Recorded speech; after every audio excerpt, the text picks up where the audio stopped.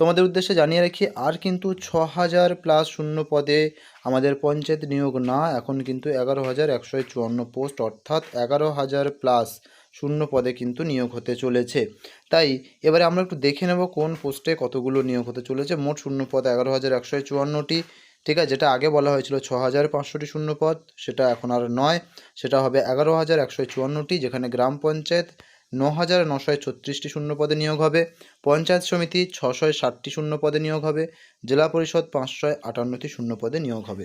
এইভাবে কিন্তু post division আছে। তোমরা যারা এখনও পর্যন্ত প্রস্তুতি শুরু করোনি, বলবো প্রস্তুতি শুরু করে দাও, কারণ 22 তারিখে কিন্তু এর ফুল নোটিফিকেশান চলে আসার সম্ভাবনা খুবই হাই, এরকমটাই ক্যাবিনেট বৈঠকে মুখ্যমন্ত্রী জানিয়েছেন। তো 22 তারিখের কিন্তু ফুল নোটিফিকেশান আসতে চলেছে। তো সবাই যদি ভিডিওটা ভালো লাগে লাইক করে দিও, শেয়ার করে দিও। Thank you so much.